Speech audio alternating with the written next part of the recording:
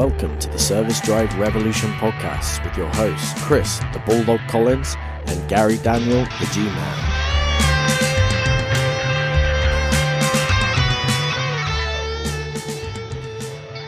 Welcome, everybody, to Service Drive Revolution, the big show for anyone with a service drive, service advisors, technicians, repair orders. We are here. We also have great stuff online. We have the best service advisor training, Service Manager University, Technician Tree. Oh, people can't buy the Technician Tree, right? No, not yet. We sold a bunch of them, and then that's it. Yeah, shut her down. You got to be in the coaching group or something like that. But we got fun stuff, good content that will help you revolutionize. Got some good feedback off the Tech Tree. Oh, yeah. Yeah, talked to... one guy said he hired 5. Yeah. It's like 5, quick, right out of the gate. Yeah, he got the program, and a week later, he had 5 new recruits, and he was looking to get 10. So okay, enough about that. That was awesome. We got big news today. Let's talk about the Technician Tree. First of all, the subject that we're going to talk about today, and really good insight, and I think this is something that everybody struggles with and is always trying to find the perfect balance and formula, and it is balance and formula, is staffing for the peaks and not the valleys. Mm-hmm. And so, you got to run tight. You got to have expenses in control. Personnel is probably your biggest expense. Yep.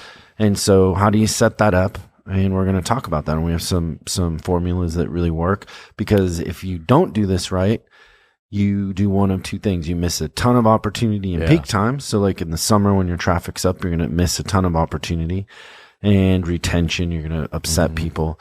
And if you do it wrong, you're paying out too much, and your profitability is going to be deeply affected. Yeah, exactly. So my dealer used to say your biggest expense walks around the dealership. You got to watch out for that one. It has legs. It's got legs. Yeah. 2, not 4, right? Right. That's funny. Our biggest expense around here walks on 4. I Those think dogs eat mine like crazy. too. It's funny. Oh, so It's like having kids.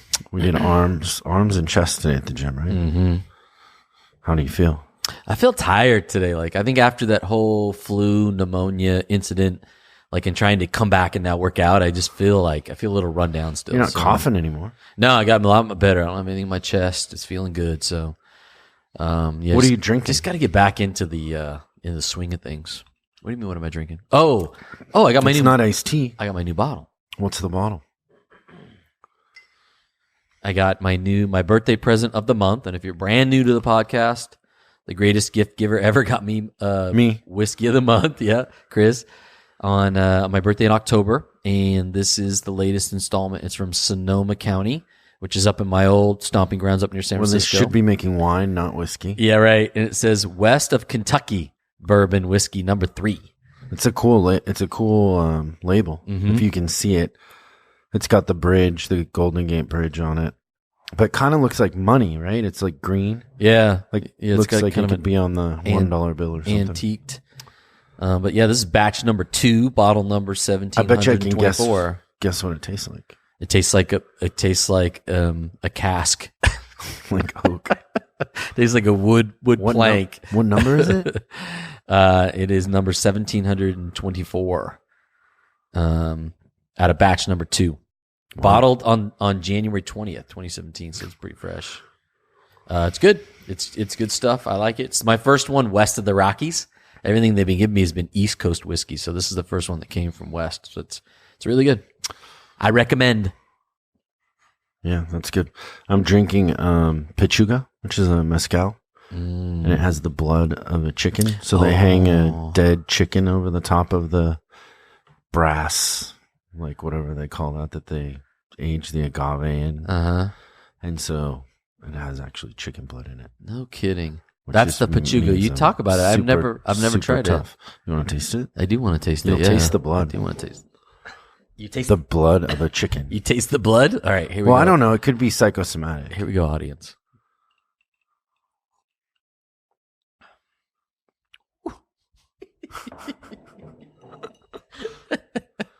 That's some hooch right there. I don't know if I taste blood, but I think my nose started bleeding when I drank it. Woo! Whiskey isn't like that. God. That's alcohol, man. Whew, man, you can run a lawnmower off that. Jeez. So funny. I gotta wash it down with this. You're gonna wash down the tequila with whiskey? With the iced tea. Yeah, that's funny. It's funny. You just had a presentation from a hotel, so they all came out to get our business for Top Dog. So we have our big Top Dog event coming up in August. Yeah, and they come out and they bring a statue bulldog. Yep, but it's a French bulldog. They obviously didn't do too much research about me. They were so excited. They were so brought excited. A Chihuahua, and then they bring a drink. Yep. So they bring a cocktail. Yep. And it's whiskey. Yeah, it's whiskey. Yeah. So they didn't read up that much. No. That was all for you. Yeah, it's funny. They said, "Oh, we watched the videos and we went on the website and they were really excited. They got this present. They unwrap it and it's a French bulldog." I just started laughing. And then they had the signature cocktail. And they call it the bulldog cocktail. And it's got the wrong booze in it. Yeah. Well, there's bulldog gin actually that is semi-popular. I think in England. I have a bottle of it. I've never. I'm not a big gin guy. Have you ever tried that, Lucas? Have you heard of it? It's made in London. No. Well, anyways, but that's pretty funny. It was funny. It was nice though to be wooed. Like normally those hotels are so big, they just basically tell you whatever, and take it or leave it. Yeah, they don't really. But it was cool for them to come down. They're really excited about having us there. Customer service. They got a brand new lobby they just remodeled. They're talking about closing the whole thing down just for us and our group. And so it should be pretty fun. How many people does that hotel hold? Do you know? It's only got 500 rooms, so we'll be like half of it or a little more. Yeah, a little better than half probably. But they basically said the hotel's going to be yours. Like essentially we're going to own the place when we get there, which will be a lot of fun. Can we project a big French bulldog up on the side of the building and have a whiskey drink called the Bulldog? Will they let us do that? Oh man! Can we have a big blow up statue of a Frenchie up front? I felt bad for them. They tried. They tried. Honestly, it's sweet that they tried. Nobody ever goes to that much effort. No.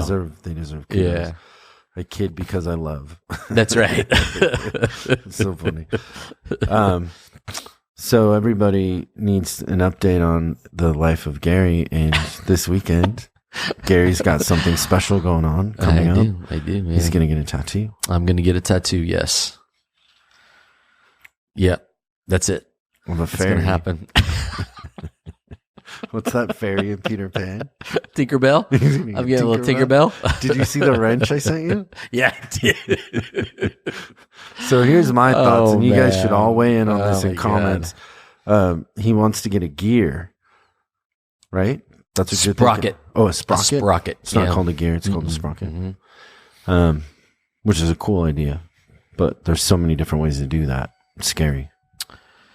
Yeah, and that you kind of pointed out too that what I was thinking was a little bit more 2D, and it might not work that well on my body. But the other one would work. But the other one looked pretty good. There was one that was a motorcycle sprocket with a swing arm, and like it was basically the back half of the motorcycle. Yeah, it looked pretty cool. The thing is, though, with that is like I'd have him draw it and I'd come back. I'd sleep on it. You don't want to make an impulse. Yeah. Do you have like a cocktail before you get a tattoo? I haven't gotten a tattoo in 30 some years, so I have no idea. I know I took a couple of shots the first time I got one, so I don't know. It's just kind of a spur of the moment thing. So my wife just had her birthday, we went out to dinner. Thank you for taking us out. And she, she's been wanting a tattoo for a little while now. I have the funniest story about that. Have we ever told that story? I don't think so. No, you can tell it if you want. Maybe next time. It's too long. That's funny to really tell that story. It's pretty funny. Yeah. So anyway, she's been wanting some ink for a while, and she keeps going back and forth, and then we got these neighbors across the hall from us, and they like just on the spur of the moment, they went to this place in Venice Beach, and they got tattoos. And so they were. What was the thing you said he got? He got a fleur de lis on his calf. That's the thing from like the New Orleans Saints. Yeah, it's a little symbol. Mm-hmm. Yeah. Yep. And so he got a fleur de lis. It's like a clover, I guess. Shout out Vicky. Yeah, shout out Vicky Johns. Yeah, so he got it, and the guy freehanded like this swirly design around the fleur de lis, and it looks really cool. And so they're good friends of ours, and they come hang out all the time. So they were like, "Okay, Katya, it's your birthday. Like, what do you want? What are we going to do? Where are we going to take you? And then they're like, we're going to get you a tattoo. And so all of a sudden, now we're getting tattoos. Wow. So I just like, all right, well, I'm game. I don't know. Let's figure it out. We'll So go do how did something. you end up getting one in the... I want to do it. And, you know, I don't know. I'm saying it. I don't know if I'm going to come back with one. We'll see. You kind of scared me today, this morning in the gym talking about it. Trying to scare you. I'm a little worried now. I'm just, you know, you don't want to mess up. Well, that's the thing. Yeah. Like, I really was just like, to hell with it. I was just going to go in gangbusters. And now I'm second guessing that idea. I'm giving it a little bit more thought. So I got my first tattoo. It's funny, people think I have a bunch of tattoos, but I haven't had a tattoo my whole life. And so I don't know, was it last year for my birthday? Yeah, last year. Well, you got the beard, so the beard kind of, you know, well, no, even makes when people I was think in tats. bands and stuff, people thought I had tats, yeah, well, but I never did. So I never had a tattoo, but it took almost 8 months, the appointment from the guy. I got one by this guy, Dr. Wu, who's kind of famous. And I loved his stuff. And so I go in the day of, and I'm in there, I'm in the lobby, and he comes out and he's like, what are you thinking? And I'm like, well, I want a bulldog. And so he has kind of this unique way of drawing things that's kind of unique to him or original to him. And so he's back there drawing it, and there's this big guy in the waiting room, and the tattoo guy comes back to get him. Like, they'd already drawn it out and everything. This is in, it's right off of Sunset, like right there by the whiskey and where the Key Club used to be, right there. And so this guy's, you know, he's obviously, by his size and, you know, entourage, he's somebody. Like, I didn't know if he was a rapper or what he was. Oh, okay. It ends up he played for the Detroit Lions. He was an NFL guy, and which he didn't like my conversation with him about them stealing golden tape from the Seahawks and all that. But anyways, I have a way of pissing people off. So he's arguing with the guy, and the guy's like, no, I'm not giving you numbing cream. And the guy's like, no, you got to give me numbing cream. And he's like, no. He goes, that numbing cream, what'll happen is you need to get adrenaline. You need to get endorphins, and you won't, and then it'll hurt worse. I'm not doing it. And the guy's like, no, you have to. And they were arguing about it. And I'm like, oh man, it's my first tattue, right? So I'm like, right. You're freaking out. This big NFL guy is crying like a girl. Like, I'm like, oh no. But ends up, it was fun. It didn't hurt. Yeah. I don't know. It's easy. It's all mental. How long did it take him to do that one? I don't know, maybe an hour. The hardest part is because it's on my chest. I had to sit on my hands. Oh, So really? My hands kept falling asleep. Yeah. Was it to just like pull He your had this shoulders down or weird something? Contraption that like was basically like a 3x6 that you're leaning on that's padded, Uh-huh. and then you put your hands behind it, so your chest is like Okay, yeah. like It wants to stretch your skin out a little bit. so your right? chest is out. You have no choice because gravity is pushing you back. Huh. And then, yeah. So every once in a while, I'd be like, hey, I gotta get up, and you're just like shaking your hand trying to get the blood back. That was the hardest part, not the needle. Didn't matter. I don't know. It's gonna be hard for me. I was in the movies last night. My leg kept falling asleep, and I was shifting, and like I'm getting too old to sit in one place for a long time. So I know. So your tattoo, like, it'd probably be 2 sessions, I would think. yeah, that's I the don't know how thing. that works. We'll see. We'll see what happens. It's still like I said, I was pretty much done Bro, until this morning. Do not show up here next week without a tattoo. Do not. I'll put a little ink mark like right on my forearm. No. There's got to be a big sprocket or whatever.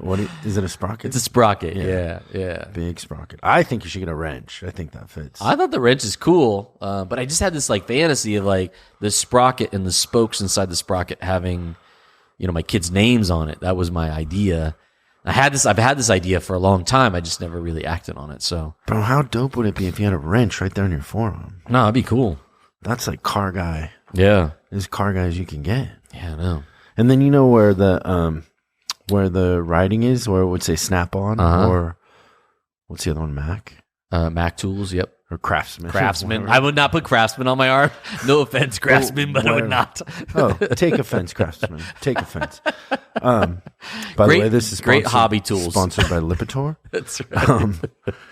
You can put your kids' names there in that kind of font. Oh, that would be cool. Yeah, to sign inside the wrench Or you body. could put Katya, love of my life. Yeah, I don't know. It's a love of my life wrench. That's actually a good idea. I might shift my thinking on it. Yeah, maybe next podcast we'll tell you how I almost got Gary's wife's name tattooed on me. Yes. And she almost got AC/DC on her. On her, what would you call that area? Her pelvic. Yeah, her pelvic area. Pelvic region. So funny.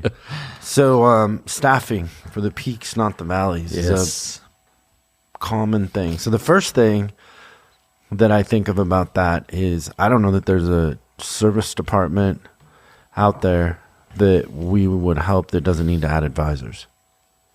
Yeah, pretty much every time. So the thing in our industry that we're fighting is retention with customers. Mm-hmm. But we keep making service advisors write more and more customers. Mm-hmm. It makes no sense. Yeah. You got to slow them down. Yeah. And so what happens is when advisors slow down and they really follow the process, if you have a process or our process, then they sell more per, they take better care of the customers, and then they can make more money. So the first part of that is advisors, if you're doing a pay plan right, shouldn't cost you a lot of money. They should be commission. And so it should be a part of the gross they create, right? Right.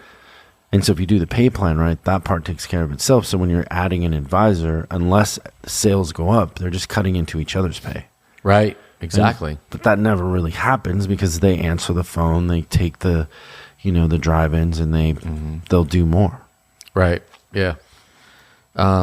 It's funny because I think that's where it starts, where you go wrong, because you limit the staff because you feel like they're an expense. But if they're compensated based on what they write and the customers they write and what they sell, and it really doesn't matter. You can have as many of them as you want, for the most part. It's just kind of funny that you want your CSI to go up, you want your retention to go up, you spend all this money to get customers in the cars. I mean, I think this last stat I read was $650 per client to sell a car to them. And so, I mean, last thing you want to do is sell that again, and then you don't have enough advisors. And so then your sales go down because you don't have enough staff, right? It's just this like really vicious cycle that really sends your dealership or your shop in negative directions. It's just not to me, like, you got to get that worked out right out of the gate. So there's two things that come to mind. One is a lot of times we'll hear, I tried to recruit, a newbie to be an advisor, but they only lasted a couple months and they ran from the building like it was on fire, basically. And we bring in new people to become service advisors, and we give them too many ROs, too many customers. Yeah. And so you're not going to mentor somebody into good habits by just drowning them. Yep. They have to establish habits, and then you can slowly turn up the volume, but you have to control the volume for each advisor. So literally you could, or we have in Shop Sylvie, one advisor that gets 8 appointments and one that gets 12. But never more than 12, because they're going to get walk-ins and things like that. So 12 would be the top. Mm-hmm. But you don't want them writing 16 or 18. You want them writing 10 to 12 a day, really, and doing a really good job with those 10 to 12. Mm-hmm. And I would think about this too. So if you're staffing for peaks, not valleys, so you're staffing for the busy times, and if you're using that formula where they're kind of in that 8 to 12 range, so then the part that people get scared about the most is that when you go into a valley or slow time comes, right, I got too many people. I got to start laying people off. The thing is they want to fight, especially if the compensation is set right. So if you get the compensation set right, then when it does get slow, they're fighting, to get back up to where they want to earn. And so they're paying more attention to customers. They're answering the phones. The minute the phone rings, guys are racing to answer the phone. They're racing to the drive. I mean, I remember advisors, like some of the stores we worked in, standing in the drive with a clipboard waiting for a tow truck to come in. Yeah. Like standing there waiting. And when you've got that happening, then the whole machine's working for you. Instead of instead of them being so busy and you're fighting to get them out into the drive because they don't want to write up another car. Or burning, like you said, burning them out and then sending them in the other direction, getting them out of the business. Yeah, and then they really spend the time. Mm-hmm. So I remember I wrote Cadillac. So I wrote service for Cadillac in Washington. And so the thing about Cadillac in Washington was that in the winter, our traffic would die because they were all in Palm Springs. Mm-hmm. So they were mostly retired, and they left the Northwest. It was too cold, And And so we were probably one of the brands that was very seasonal, and it wasn't for any other reason than the customers, just the cars were garaged. They weren't there. So like with the other brands that I wrote in Seattle, the traffic would go up in the winter when there'd be snow or whatever because cars would break, right? Mm-hmm. But Cadillac, there was just no way. Like your traffic would go, it would drop by 50%. And so the thing I used to do is I knew that was coming. And so it was hours per hour. It was selling more per car. Yep. And I always would. I never took a cut and pay. Yeah. I would. And so you did better walk arounds. You took more time. And really, that's the model. Yep. Like you got to slow down. If we want to retain customers, and as our industry is shifting, the one thing that will save you is customer service, building a clientele of loyal customers that want to come only to you. Yeah. And so you got to slow down. You can't treat them like another number.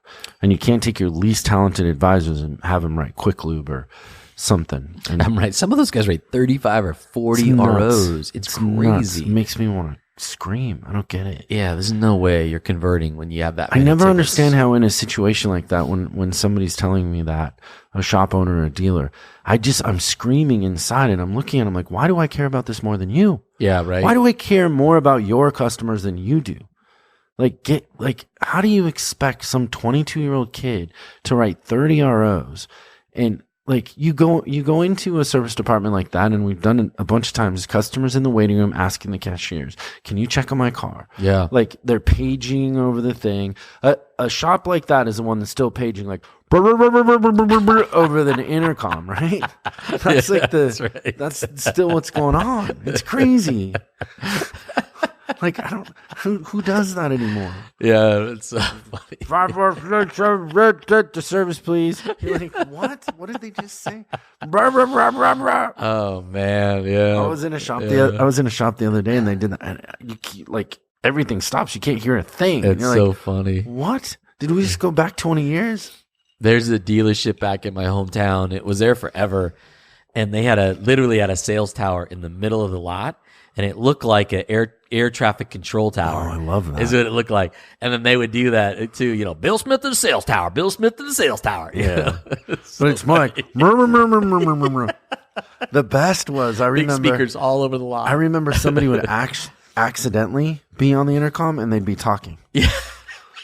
And so there'd be a conversation going on through the whole dealership. Yeah. And you're running around trying to figure out who it is so you can shut off their phone while they're talking about having an affair or whatever it is. They're looking for the keys or something. Yeah, like so dumb. Oh, man. Who does that anymore? I don't know. Like start a text group. Everybody's got a cell phone. That's old school, man. Yeah, it's that's funny. old school. It's not that old school. I just saw it. It just happened. Here in L.A.? Where was it? I don't want to say where it was. I don't want to embarrass you. But you could backtrack where it was. Yeah, I got it. To the sales tower, please. So funny. I think the other thing too is car wash and all that too makes a big difference in peak times. Right? Yeah, because one of the things that starts to go is the added value of the car wash and all that when you get busy in the summer. Yeah, for sure. And I think the big months, like for me, the big months were always August, September, October, and then March. It's got a lot of days in it. But it really was kind of a little bit hit or miss. December was a decent month for us, but wasn't like I had it graphed out and I could see the peaks, the really tall ones. And I always wanted to make sure that, next year it was going to be bigger. So I was constantly like adding. So those months, in my mind, those months were the big ones. And everybody else is going to be a little bit different. You were talking about Cadillac. Obviously that's way different. Well, there's parts of the country that are seasonal, right? Like Maine. Our clients in Maine get the hinges come off in the summer because of all the tourists. Yep. A lot of guys would tell me June, too. They would come into June and just spike. Ours, it wasn't like that. Ours was a nice gradual build into summer.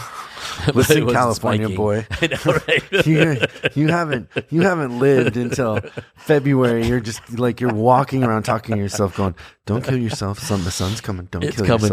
Don't kill yourself. What, Alaska leads, and then I think Washington is second in suicides. Oh, God. And literally, you're walking around in February going, the sun will be here in a month, son. You'll be okay. You're just telling yourself, like, oh, it'll be okay. Because literally, you haven't seen sun in 6 months. You don't understand why you're, like, in a bad mood. I'm spoiled because it's killing me right now. This weather we've been having in LA is terrible. Like, it's just killing me. Well, you want a little sunshine? I want it hot. I want to see some 90-degrey days. It's coming, trust me. Global Global warming is here. You'll be fine. I'll be fine. Let's enjoy this. So, I wouldn't mind a little more rain, actually. But to go back to what I was talking about, so those big months, I would always look at my staff and try to figure out how to plan for that. And then we were talking about, like, what do you do then when you're in a valley? So for me, in my store, I'd come into January. So December and January, pretty good. And then I'd come in, and then February would just like fall like a stone. And it was, you could lay the graphs. I had 4 or 5 years worth of data in an Excel sheet. You could lay them right on top of each other, and it was the same valley every single time. And so the normal knee-jerk reaction is you got too many people. Like you were saying, car wash. Like those are the first guys to go. Car wash and porters. And right when it gets slow and you lay them off, and then all of a sudden it starts to pick up and you go to hire, and then you're screwed because you're not going to get the guys in there, get them trained and get things going. You're just, it's not going to happen. Same thing with techs. Like if you have any unproductive techs, like they're really they're dangling. They're like by a string during that time. Like you got to protect them. And so my advice is, like, think about the peak, manage for the peak, think about your year as a whole, and try to talk about it that way. Say it's a 12-round fight. Yep. That's the thing I always say is this is a 12-round fight. You don't panic in round 3. Yep. Or 2, February. Yeah, and you want to grab market share too when it's there. Like if you want to dominate your market, you've got to be more available than the guy next to you. So you got that opportunity, and I would look at the year as a whole. I'd project my year as a whole. I'd talk to my dealer, my general manager, as it's an entire year that you're going after. Like you said, it's a 12-round fight, and you don't want to just say, well, we're going to lay down in round 2 and then try to make it up in round 5, 6, 7, 8. It's just not going to happen. The thing I have noticed too is if you staff for the peak, then the valleys get smaller over time because you're retaining customers. And so you're filling in those valleys by not turning people away during the peak. Yeah, exactly. So you're your picking up the valley's going phone to come more. up. Yep, you're picking up the phone more. Things are happening. The other thing is too is you as a leader. So if you can really get in front of this staffing thing, you'll buy yourself a little bit of time because you got more staff. They're handling your customers. As you start to come into these lulls, they're there. You can plot them. Then do something about it. Like we always talk about marketing. Like people always ask us, "Hey, what's the best marketing, for a car dealership?" And what we find more often than not is they've got traffic that they're not capitalizing on, or they're not staffed to handle the amount of traffic that could be in there. And so we're just telling them, don't worry about marketing. It's always a guy with a super low ELR and low hours per hour that's like, I need more traffic. Yeah, I want to market. You're like, no, you don't. You're losing $5 for every hour you sell. Jiffy Lube does 140 a car. Right. So it's always that guy. Yeah. So or gal. If you build it right, then you can market. Then that makes sense to me. Throw out a lost leader. Give something away. Do a car care clinic, or you can do that stuff because you're ahead of it. But if you're constantly playing from behind, that formula is just a failed formula. Doesn't work. Yeah, I agree with that. And so you definitely want to plan and hold on to the guys planning for the peaks, not the valleys. And so you can even prepare. And then the other thing too, that you can do things in those low times, like a car clinic, do the car doctor clinic, do different things to drive traffic, have events, things like that. Yeah, for sure. What were we talking about the other day? We were on the webcast, and one of the questions came up about marketing, remember? And we were saying, well, hey, one of the things we find all the time is you come into a dealer and you run their list, and they got this huge list of inactive customers they're not even touching. So that's a perfect opportunity. If it gets slow and you're staffed for the peaks, then pull your inactive list and run a car care clinic. Yeah, it's a perfect idea. Welcome back. We want you back in the family campaign. Yeah, with some sort of special. I think if you look at your year like that too, your business will grow. And you say it all the time. Like if you're not growing, you're dying. And so you always want to be moving in a forward direction. And if you look at it this way, you will grow year over year over year. You'll grow. And it's what your dealer wants, what you want, what the manufacturer wants, what everybody wants. It was funny. We gave Jair a quote today. Was he doing a webinar or what was he doing? I don't know what he was doing today.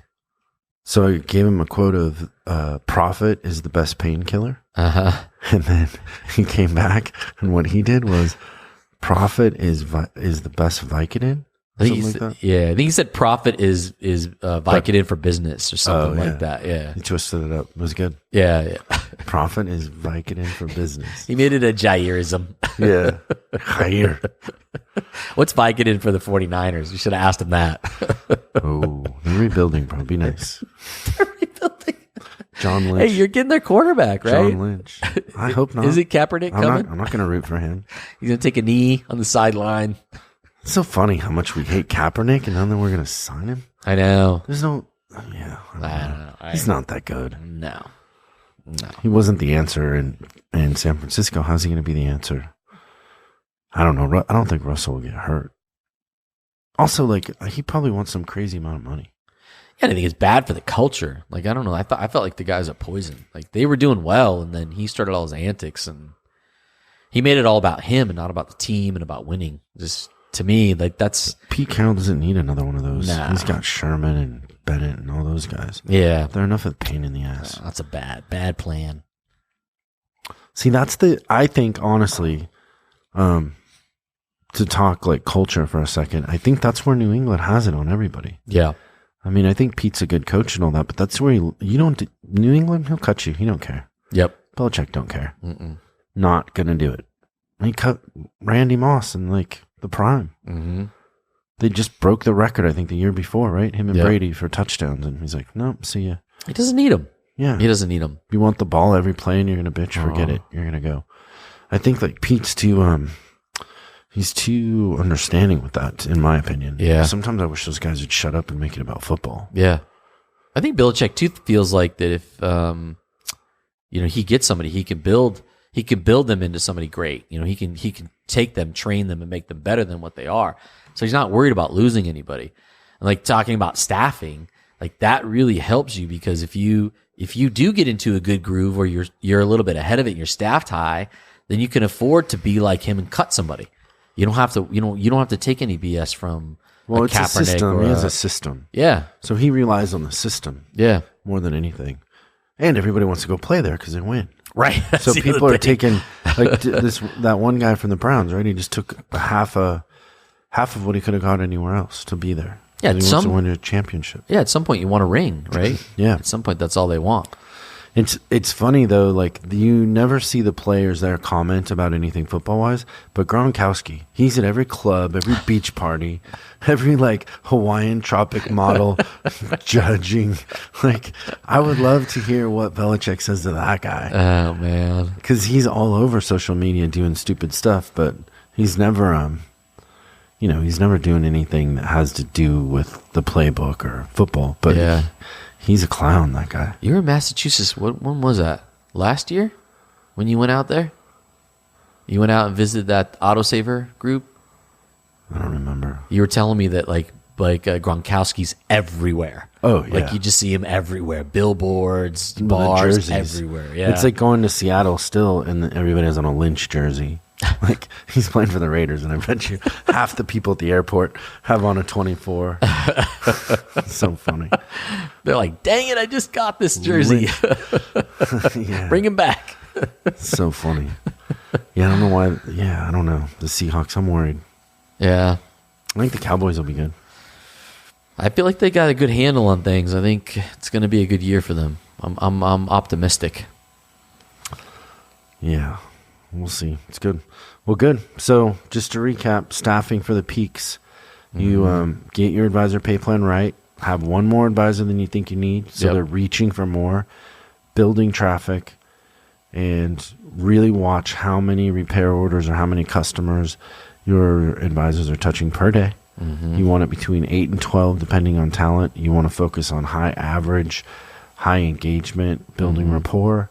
And if you do the pay plan right, it won't cost you any more. Yep. And I don't know. I would say the rule of thumb is between 6 and 8% of your gross for advisors. Yeah. So figure out your pay plan in there, depending. Yeah, it's good. That's it. Good. Well, I hope everybody has a great week. Thanks for tuning in. Yep. Bye. Bye.